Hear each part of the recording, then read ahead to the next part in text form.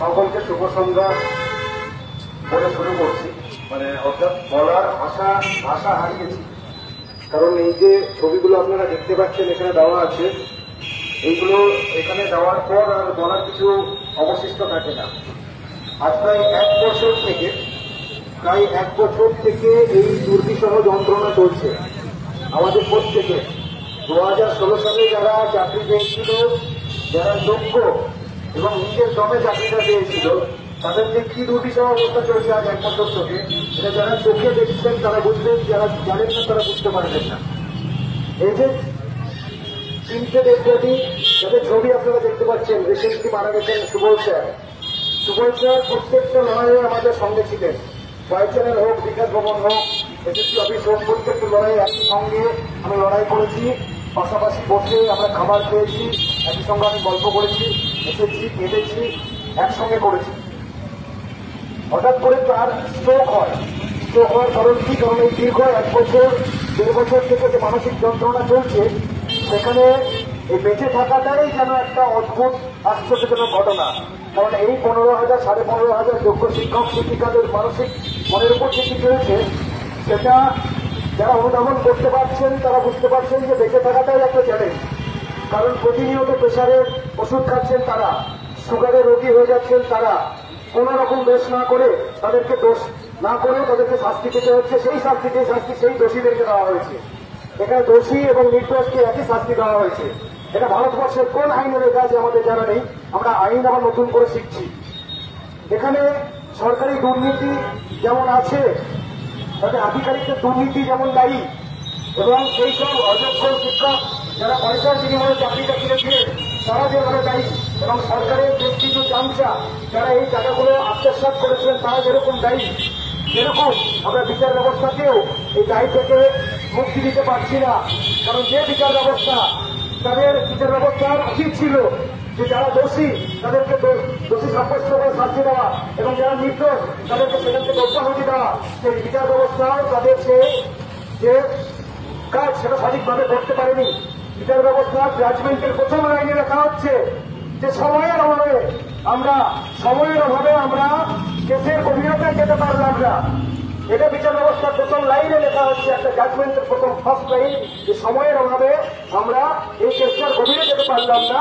কিন্তু যেহেতু আমরা সঠিকভাবে আমরা আইডেন্টিফাই করতে পারছি না যে কারা চুরি করেছে এবং কারা চুরি করেনি, অর্থাৎ এইখানে 100 জনের মধ্যে 10 জন চুরি করেছে, 90 জন করেনি, কিন্তু 10 জনের বাইরেও আরো 2 জন চুরি করে থাকতে পারে, এই সন্দেহ আমাদের আছে। তাই সেটা যেহেতু বার করতে পারছি না, তাই পুরোটাই আমরা বাতিল করে দিলাম। এটা কিরকম আহাম্মক বিচার ব্যবস্থা আমাদের এই প্রশ্ন থেকে যায়, যে তারা এত কারি টাকা নিয়ে এত বাহিনী নিয়ে এরকম বিচার ব্যবস্থা বসে রাখার প্রয়োজন কি ভারতবর্ষে? যারা যোগ্য এবং অযোগ্য আলাদা করতে পারে না, যারা সিবিআই এর মধ্যে এত বড় একটা ইনভেস্টিগেশন সংস্থা, যাদের চার্জশিটের মাধ্যমে ক্রিমিনাল এবং নন ক্রিমিনাল আলাদা করা সম্ভব হয়, তাদের সেই চার্জশিট সুপ্রিম কোর্ট, হাইকোর্ট তারা নিল না, তারা সিবিআই কে পাত্তা দিল না। তারা যেখানে লিস্ট দিয়ে দিয়েছে যে তারা অযোগ্য এবং তারা চুরি করে চাকরিটা পেয়েছে, লিস্ট যেখানে দিয়ে দিয়েছে, সেই লিস্টকে তারা মান্যতা দিল না। তাহলে কাকে মান্যতা দেওয়া হবে? সিবিআই কে যদি মান্যতা না দেওয়া হয় ভারতবর্ষে, তাহলে কাকে মান্যতা দেওয়া হবে? যেখানে একদম নাম করে লিস্ট দেওয়া আছে যে কারা কারা এই দুর্নীতির সঙ্গে জড়িত, তারপরেও সেটা মেনে নিয়ে বাকি যারা দুর্নীতির সঙ্গে জড়িত ছিল না তাদেরকে অব্যাহতি দেওয়া গেল না। কেন গেল না? তাহলে কি বৃহত্তর ষড়যন্ত্র চলছে? বৃহত্তর রাষ্ট্রীয় ষড়যন্ত্র, পুরো শিক্ষা ব্যবস্থাটাকে তুলে দেওয়ার ষড়যন্ত্র। কারণ এইভাবে পুরো শিক্ষক শূন্য করে দিয়ে দিনের পর দিন এই স্কুলগুলোকে তুলে দেওয়ার একটা বৃহত্তর রাজনৈতিক চক্রান্ত চলছে দেশ জুড়ে। এখানে শুধুমাত্র পশ্চিমবঙ্গ সরকারকে দায়ী করছি না, সমস্ত রাষ্ট্র ব্যবস্থা, সমস্ত এই যে ধাপে ধাপে যে সিস্টেমটা তৈরি হয়েছে সেই সমস্ত সিস্টেমটাকে দায়ী করছি। কারণ রাজ্য সরকার যদি দুর্নীতি করেও থাকে, তাহলে কোর্টের এটা দায়িত্ব ছিল যে সেই দুর্নীতির একদম গভীরে গিয়ে কারা যোগ্য এবং কারা অযোগ্য, কারা পয়সা খেয়েছে এবং কারা খায়নি, সেটাকে বের করে যারা নির্দোষ তাদের পক্ষে দেওয়া। তারা কি সেই কাজটা করলো? তারা করলো না। তারা সব থেকে সহজ উপায়টা বার করে নিল যে পুরোটাকে বাদ দিয়ে দাও, তাহলে কারা চোর তারাও ধরা পড়বে না, ক্যাবিনেটে যারা বসে আছে তারাও ধরা পড়বে না, সব দিক থেকে হাত ধুয়ে মুছে মারা যাবে, তাহলেই কোনো সমস্যা হবে না। সমস্যা একমাত্র তাদের হবে যারা কোনো রকম দোষ করেনি, যারা কোনো রকম চুরি করেনি, তাদেরকে বলি পাল্লা বানিয়ে দাও। এবং এইটাই হয়েছে। এবং আমরা এই কারণে জুডিশিয়ারিকেও, বিচার ব্যবস্থাকেও আমরা সন্দেহের বাইরে রাখতে পারছি না। এবং যেখানে খুনের জাজমেন্ট হয়, কুকুরের জন্য 3টা লঞ্চ হয়। আজকাল 3 দিন আগে কুকুর নিয়ে স্ট্রিট ডগস নিয়ে একটা কন্ট্রোভার্সি হয়েছিল, তার জন্য শিক্ষকের নিজে সেই বেঞ্চে বসে 3টাকে বেঞ্চ তৈরি করে তার একটা সুরাহা করেছে।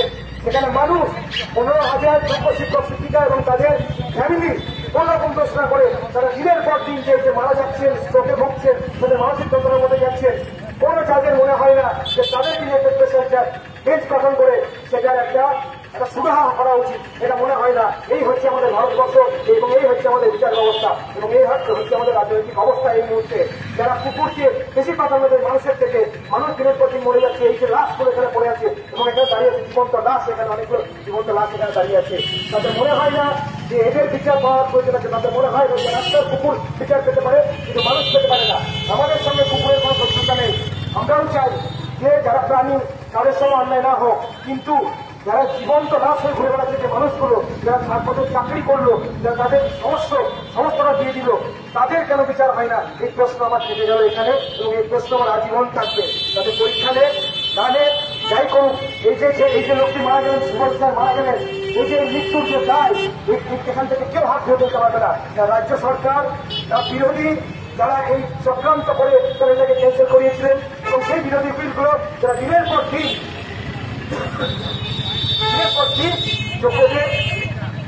যোগ্যদের নিয়ে ছিনিমিনি খেলেছেন, বিরোধী উকিল করে বিকাশ রঞ্জন ভট্টাচার্যের মতো উকিল, তারা এই সরকারের সঙ্গে শত্রুতা করতে গিয়ে এই যে সাধারণ মানুষগুলোকে মারলো, এই যে যোগ্য শিক্ষক শিক্ষিকাগুলোকে মারলো, এদেরকে কোনোদিন ক্ষমা করতে পারবো না। এবং বিরোধী তিনি আজকে বড় বড় কথা বলছেন ওখানে বসে বসে, তিনিও যে একটা সময়ে এই টাকার ভাগ পেয়েছিলেন সেটা আমরা প্রত্যেকে জানি এবং সব থেকে বেশি আকণ্ঠ টাকার মধ্যে চলে যাচ্ছেন সেই ভদ্রলোক প্রত্যেকে আমরা চলে জানি। তাই কেউ নিজের হাত ধরতে পারবে না এবং জুডিশিয়ারিকেও বলছি যে তারা নিজের হাত ধরতে, প্রত্যেকের হাতে এই রক্তের দাগ লেগে থাকবে এবং আমরা সারা জীবন এটা মনে রাখবো। আমরা কোনোদিন এই স্যারের সেই বাচ্চারা 2 বছরের বাচ্চা কালকে কাটছিল, প্রতিদিন কাটছিল, উনি মারা যাওয়ার পর সেই বাচ্চাকে আমরা কোনোদিন বলতে পারবো না এবং এটা আমরা সারা জীবন মনে রাখবো এবং কোনোদিন কাউকে আমরা ক্ষমা করতে পারবো। এই বলে আমি আমার বক্তব্য এখানে শেষ করলাম।